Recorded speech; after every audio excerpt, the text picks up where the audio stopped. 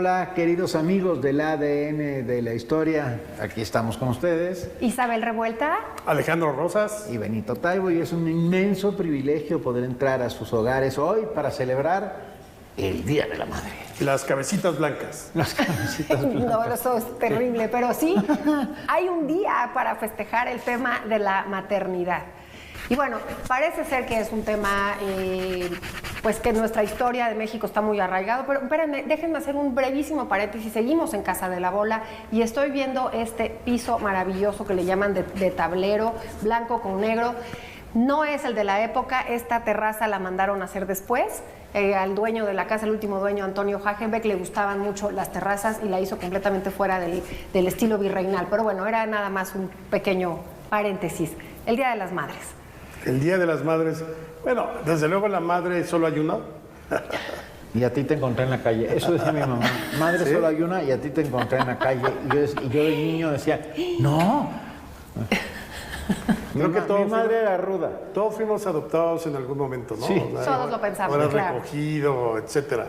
Pero pues, es un hecho que la presencia de la madre en la historia de la vida cotidiana y en la historia nacional pues, es fundamental como en la mayor parte de las culturas. O sea, es fundamental. Sí hay un peso específico en muchas veces en decisiones, en acontecimientos históricos y pues ahí está. O sea, los grandes cambios buenos y malos muchas veces provinieron de la presencia materna.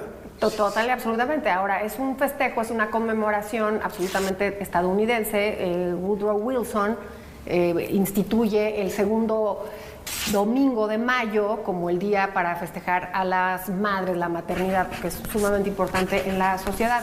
Y en México también se adopta. De hecho, en 1949 se hace un gran monumento, el monumento a la madre. Los monumentos más feos. Es este futurismo soviético, ¿no? Ay, muy del sí. siglo XX, ¿no? La madre heroica que tiene aquí a los hijos en la Lita, ¿no? Y de ahí viene el famoso festival que tú estabas hablando de las cabecitas blancas. Pero fíjate que aquí es muy curioso porque cuando quien lanza la primera convocatoria para que haya un Día de las Madres es Rafael Alducin, el fundador del Excelsior, a través de su periódico en 1922. Desde abril había salido la convocatoria para ese día, festejar, regálale a tu mamá una rosa, una flor, etcétera. Un ¿no? electrodoméstico. Que era Pero lo que tiene quería. que ver mucho, porque recuerden que el inicio de los años 20 coincidió con una campaña ultranacionalista, pero también de una campaña de izquierda, ese socialismo que ya traía Salvador Alvarado, por ejemplo, en Yucatán, que luego recuperaría Felipe Carrillo Puerto, y se hablaba mucho de la emancipación de la mujer. Entonces, lo que quisieron hacer a través del Excelsior, que era un periódico bastante conservador, fue, a ver, enaltezcamos a las mujeres porque lo mejor que nos pueden dar es ser madres, no trabajadoras, no secretarias, no obreras, no maestras, sino madres. Y entonces era una manera como de frenar ese progresismo de inicio de los años 20. Claro, porque además se le oponen al primer movimiento feminista. Hubo un congreso feminista en la Ciudad de México y aunque todavía no existía la píldora anticonceptiva, se empiezan a hablar de esos conceptos de el control de la natalidad. Y entonces la respuesta, sí, reaccionaria, fue de las que sí son madres, vamos a enaltecerlas como obviamente poniendo por debajo esos derechos de emancipación que tenían las mujeres. Y el cine nacional abona en mucho a esta visión conservadora de las madres como esos objetos de reverencia y no mujeres emancipadas que trabajan y que bla, bla, bla, bla, bla. Pero de reverencia brutal, o sea, brutal. Misa. Bueno, la mamá es ¿quién? Dime la mamá del cine nacional. No, sí. Una actriz, bueno, Sara García, después fue la abuelita, pero Sara García era esa mamá, o Amparo Ribelles, ¿no? De un estoicismo y de mientras más te doliera, más eras reivindicada como madre, ¿no? Esta visión heteropatriarcal de lo Sí. que para qué sirve una mujer. O sea, por supuesto todo eso ha cambiado gracias, pues, bueno, Exacto. a mucho ha cambiado. Hay que reconstruir toda esta lógica acerca de la mujer como madre. A ver, Bien. un minuto, Benito, Bien. para que nos cuentes una historia de madres. La mía. No padre, sino o sea, de madres me refiero a las madres. La mía. Mi mamá odiaba los festivales del 10 de mayo. Decían que era la cosa más cursi del mundo y que no lo soportaba y por lo tanto no iba a los festivales. O sea, no soporto a Gustavo Adolfo Bécquer, o sea que va a ir tu papá en mi representación. ¿Y lo mandaba? Sí, claro, entonces eran puras señoras de falda a la rodilla, con crepé y un señor chaparrito de bigote ahí en medio. El gato culto en medio. El representante oficial. Mamá odiaba toda esa parafernalia, venía de una familia de mujeres, todas luchadoras, algunas mineras, o sea, una casa que se había quedado sin hombres y que habían sacado a todas las familias de todas ellas por voluntad y además todas ellas socialistas, lo cual celebro enormemente. Tiempo. Buenísimo. Isabel. Una historia de madres. Actualmente está reivindicado este Día de las Madres. Por ejemplo, el Instituto Nacional de la Mujer aprovecha la visibilidad del 10 de mayo para decir, hay madres con circunstancias totalmente distintas a estas de las que estamos hablando, madres solteras. Los hogares en México son absolutamente, la mayoría, la ausencia del padre, madres adolescentes, madres con derecho a serlo o no serlo. Estamos hablando de un derecho inalienable también, que me parecería que debería ser. Es a su cuerpo. Exacto. Y a sus decisiones. La decisión, pero me parece interesante que las madres actuales podamos encontrar, sí, esa posición y esa postura, que también es importante que lo tengamos en cuenta, ¿no? Y también las que deciden no ser madres, ¿no? Me parece que estamos en una época y en un momento importante. A mí me encanta festejarlo, soy madre y es de las cosas que más me gusta en la vida. ¿Y a ti sí te gustan los festivales? Me gustaban hacerlos y me gustaba ir, sí. Voy yo con la mejor historia de madres que hay, la historia de la Coatlicue. Resulta que la Coatlicue se encontraba en el cerro de Coatepec barriendo.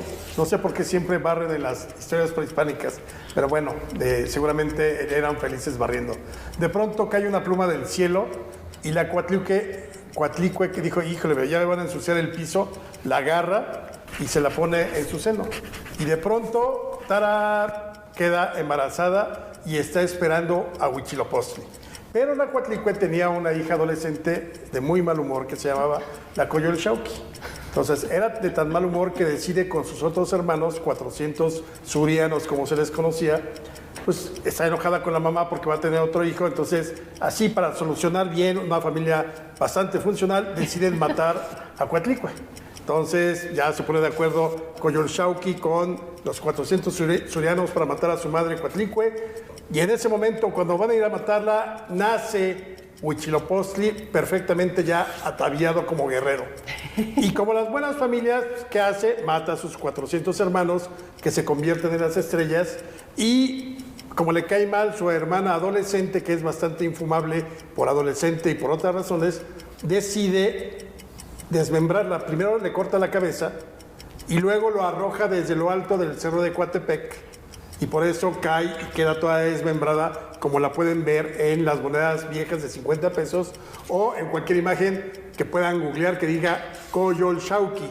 Así es como madre Coatlicue e hijo Huitzilopochtli viven felices para siempre en la mitología mexica. Medio tóxica toda la historia. Bueno. Pero pues como son las relaciones madre e hijo. ¿Y qué pasó con Coatlicue? Coatlicue se quedó de diosa. Y reinó con su hijo favorito. Fueron felices por toda la eternidad. Dijo que era comedor de carne y de sangre, porque en el panteón mexica los dioses se alimentaban de carne y de sangre. Me quedé... A ver... ¿A poco no tienes en tu familia una historia así? No, pero me quedé pensando en las madres, en el imaginario, y pensé inmediatamente en Sófocles y pensé en Antígona. Edipo, rey de Tebas, se casa con Yocasta y descubre que es su madre, y cuando descubre que es su madre se arranca los ojos. Toda esta tragedia alrededor de las relaciones siempre, bueno, es terrible, sin lugar a dudas. Absolutamente. O la madre de Gorky, ¿no? Esta madre también, híjole, me dio así como el peso de la historia sobre es una relación sumamente determinante en la vida de cualquier persona. Puede ser lo más que fluya o la peor de todo, ¿no? O lo más complejo, claro. Ahora, haciendo análisis históricos de las sociedades, cuando se da cuenta el ser humano que el incesto lo único que genera es evidentemente no nada más lo moral, eso ya fue siglos después, pero físicamente no era viable la perpetuidad. No, que se perpetrara la especie, perdón. Se preservara. Se preservara y se perpetuara la especie. Obviamente está prohibido, ¿no? La relación incestuosa será de lo más escandaloso que se pueda uno imaginar. Pero bueno, aquí en México el tema de las madres también me pareció interesante decir algo. Muy en el tema del laberinto de la soledad, 1950 de Octavio Paz.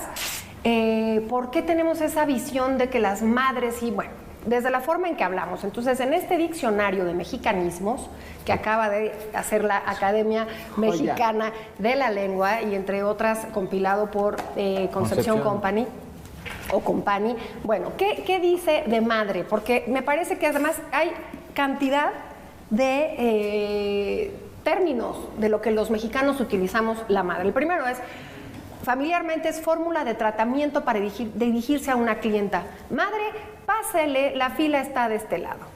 Después, malsonante es acción vil. La madre que hiciste no tiene nombre. Otra malsonancia, cosa inútil y de poco valor. Esa madre. En el intercambio me dieron estas madres que no me sirven para nada. Cosa de mala calidad. Y así me puedo seguir. Está con madre, que dicen en Monterrey. Todo lo contrario. O todo lo contrario. Esto está poca madre. Entonces, imagínense lo que significa la madre en nuestra cultura, en nuestra forma de hablar, porque es una presencia omnipresente, permítanme el pleonasmo. No, a ver, una carta. Ok. 8. Entre los tres, digamos, 8 madres famosas de la historia de México. 8 madres famosas. Yo empiezo. Sí. Petrona Mori, la mamá de Porfirio Díaz, que le permite, fíjate, en un mundo tan cerrado como es el oaxaqueño de 1830, al fallecer su padre en la epidemia de cólera, ella permite que él decida estudiar la carrera de leyes, no obstante que todo podían apoyarlo porque su padrino era el obispo de Oaxaca. Y Petrona le dice a su hijo que está bien, que busque su destino, digamos. Margarita Maza de Juárez, una madre abnegada, sin duda, que contra viento y marea logró sacar a sus hijos mientras el prócer iba hacia Paso del Norte a intentar salvar a la República y al tesoro de la nación. Me parece una madre ejemplar en muchos sentidos. Y la madre de Antonieta Rivas Mercado. Antonieta Rivas Mercado va a estar absolutamente influenciada por el padre. La madre es una figura incluso vacía para Antonieta. Matilde Calderón se llamaba la esposa del oso Rivas Mercado, y ella decide que la relación ya no va bien con su esposo, y sí fue muy moderna en hacer una separación. No se estilaba muchísimo menos el divorcio ni nada, pero se va a vivir de casa Rivas Mercado, que se puede visitar, al Hotel Imperial, que estaba muy cerca de casa de una de sus hijas, su hija mayor, que es Alicia, se casa con un hombre de apellido Gargollo, que es ahora el University Club. Pero es una mujer adelantada, es una mujer Matilde que, aunque no fue lo culta, digamos, y lo dedicada a las artes como fue el oso Rivas Mercado, sí le da el ejemplo a su hija, que lo que le recrimina después a su primer esposo: si no eres feliz, si ya no quieres estar en ese matrimonio, apártate. Qué bien. Otra, fíjate, doña Mercedes González, que es la madre de Madero. ¿Por qué ella? Porque llega a escribirle todavía antes de la caída del régimen: ten cuidado, no debes de confiar en hombres como Victoriano Huerta. Todavía el típico consejo materno ya siendo adultos. Y pues obviamente Francisco la desoye o desestima sus consejos. Y la última vez que la ve con vida es el día en que ella le lleva la noticia de que habían asesinado a Gustavo. Eso debió haber sido el 19 de febrero de 1913. Y es cuando él se le hinca y le agarra las piernas a su mamá y le dice que por favor lo perdone porque pues él ha matado a su hijo.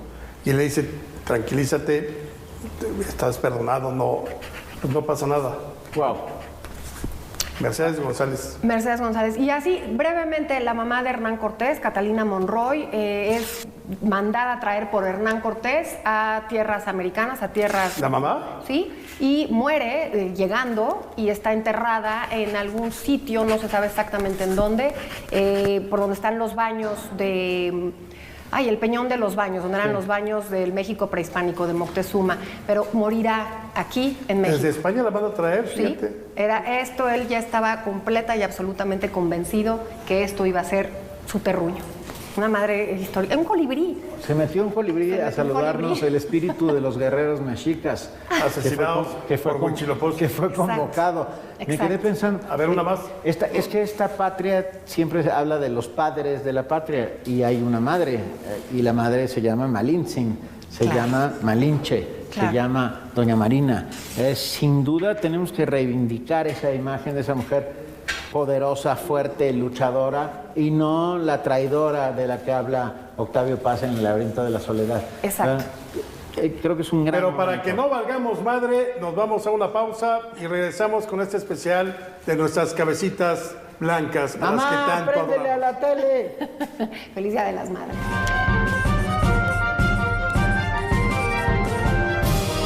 Porque sabemos que el mundo cambia, nosotros evolucionamos con él. Y en ADN 40 seguimos transformándolo. Aquí le presentamos nuestro momento ADN 40.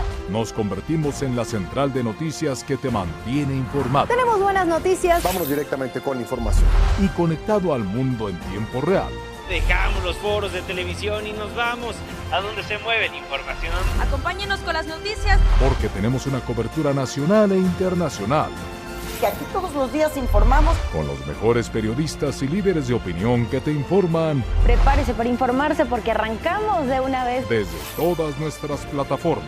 Estamos a través de la televisión, por supuesto, a través de nuestras plataformas, de todas las plataformas acompañándolo. Descubre la nueva programación, porque si nos buscas, nos encuentras. La tele evoluciona.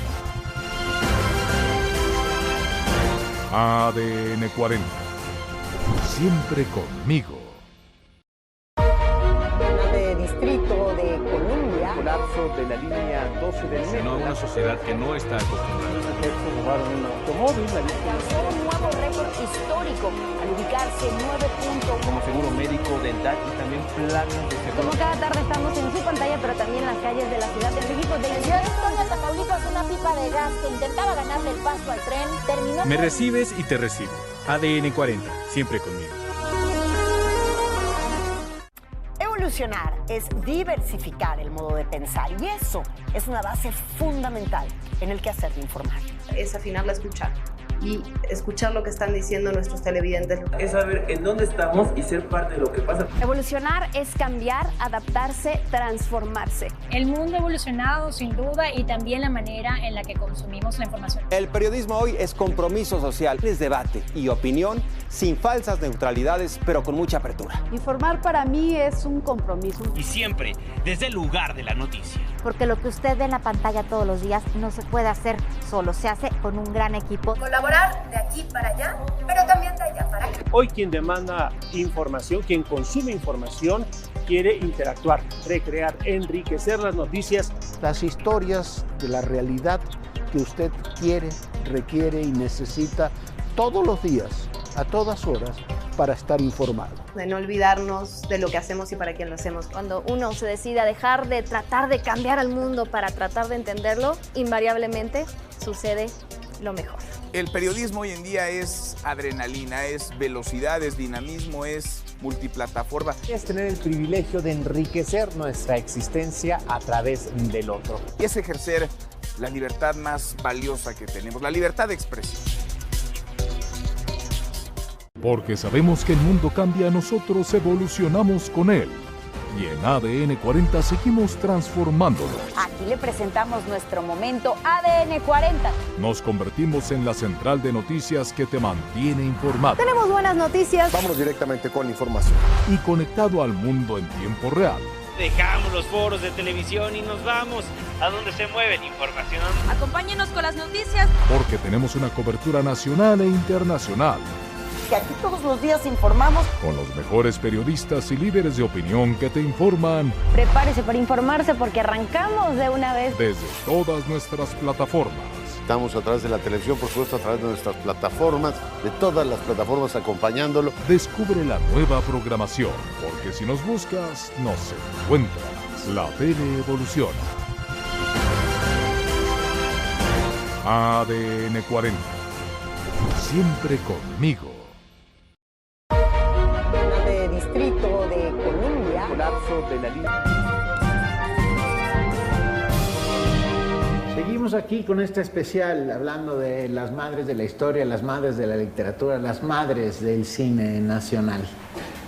Y una madre internacional, que me parece una historia también increíble, es la mamá de la autora de esta novela clásica, Frankenstein, que es Mary Shelley. En realidad ella era, el nombre de su padre era Godwin, y toma el de su esposo. Wollstonecraft. Su mamá era esa la que quiero oír. Mary Wollstonecraft, ella Exacto. es una mujer muy adelantada, vivía en unión libre con su esposo, que también era un hombre que escribió unos manifiestos de ateísmo y de contracorriente absolutamente, estos finales del siglo XVIII, y aunque no conoce a su madre, Mary, porque muere cuando ella era una niña muy pequeñita, creo que muere cuando nace incluso, sí va a estar permeada de lo que su mamá representaba. Era una escritora, una mujer en unión libre, en una Inglaterra que no se esperaba esa actitud. Y a los 19 años escribirá Frankenstein. Tiene una vida trágica, terrible, 4 embarazos, 3 de sus hijos mueren. En fin, es una historia muy interesante, la de Mary Wollstonecraft Shelley, que así pasó a la historia. Me quedé pensando en una madre importante de la literatura que tal vez no, Úrsula Inguarán. Y estoy hablando de 100 años de soledad. Es la mujer que crea junto con el primero de los Buen Día, Macondo, este universo mágico y maravilloso, y que es una mujer fuerte, poderosa, increíble, mientras el marido enloquece y está todo. Si no han leído 100 años de soledad, creo que es un gran momento. Y Úrsula es un personaje entrañable y maravilloso.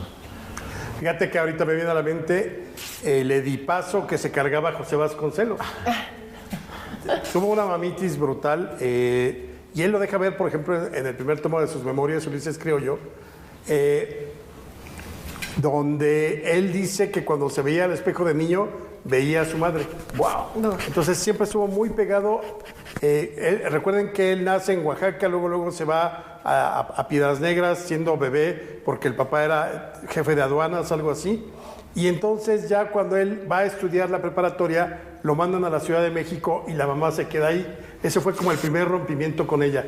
Él recuerda que la mamá le decía, hijito, tienes que aprenderte muy bien las oraciones, porque si vienen los indios salvajes por nosotros y te llevan, tienes que evangelizarlos. Imagínate todavía el problema de las tribus apaches que cruzaban. Sí, claro. Estamos hablando de más o menos 1883, 84.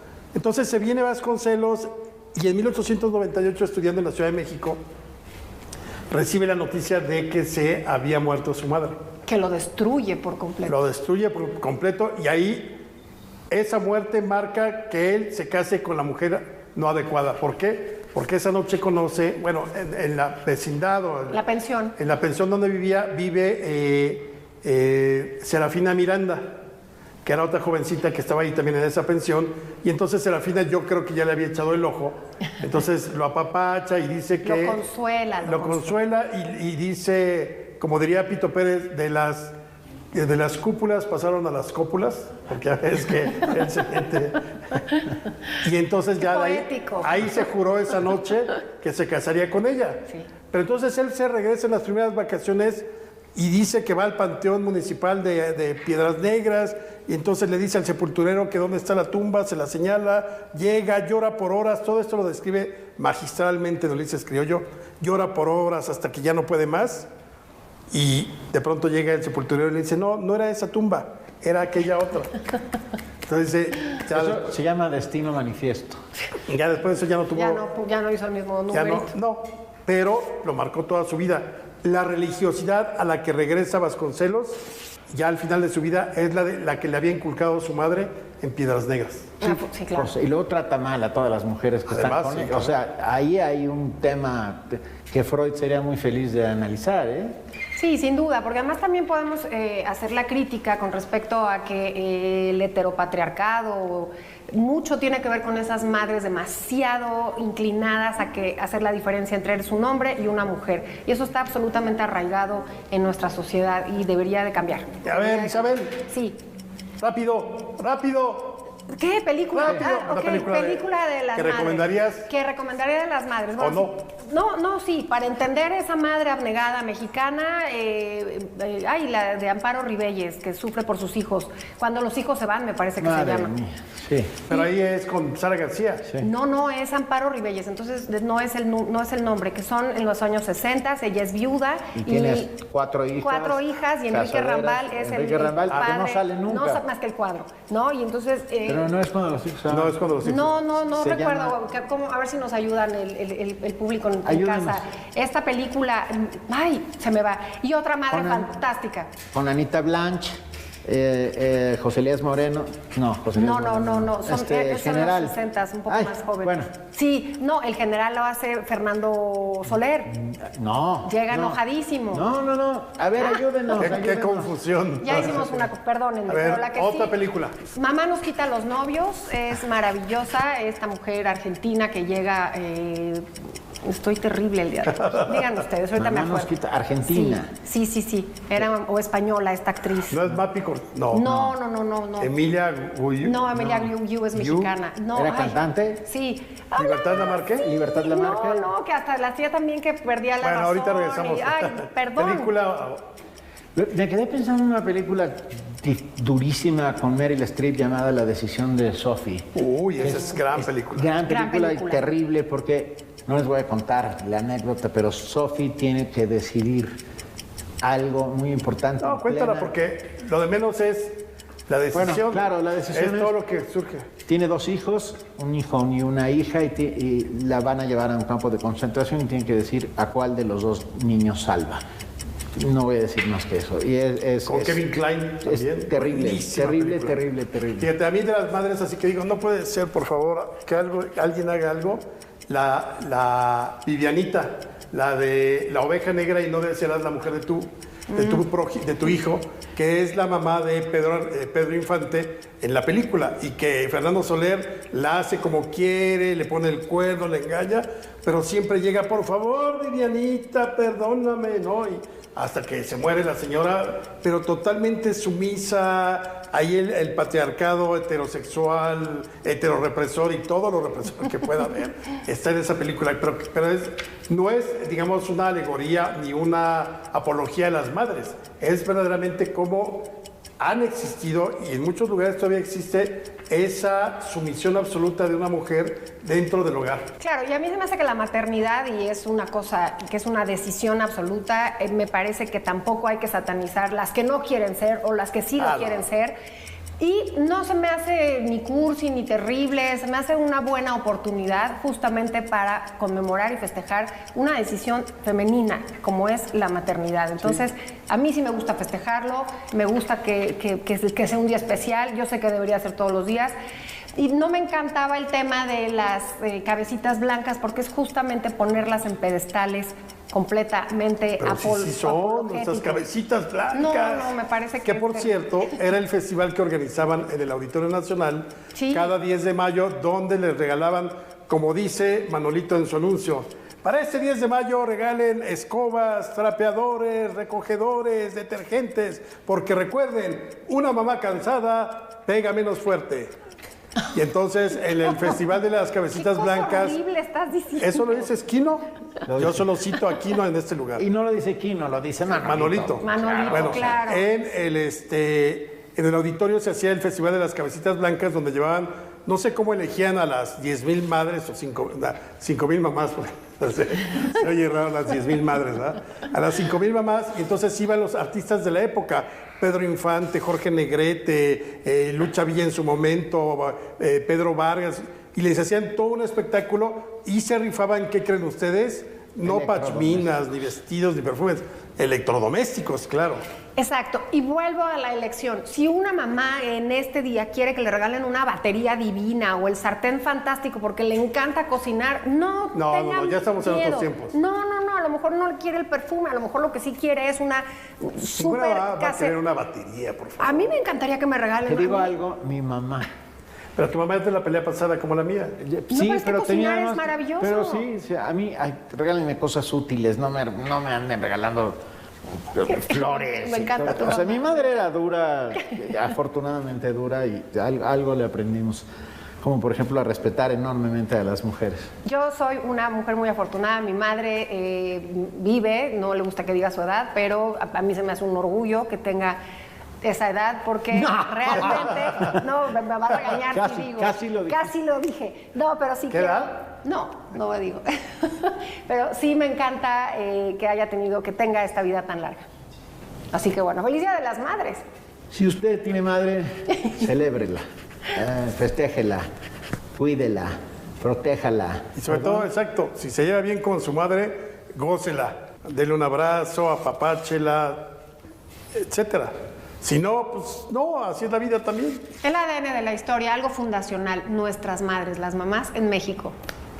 Viva, Gracias. viva Coatlicue.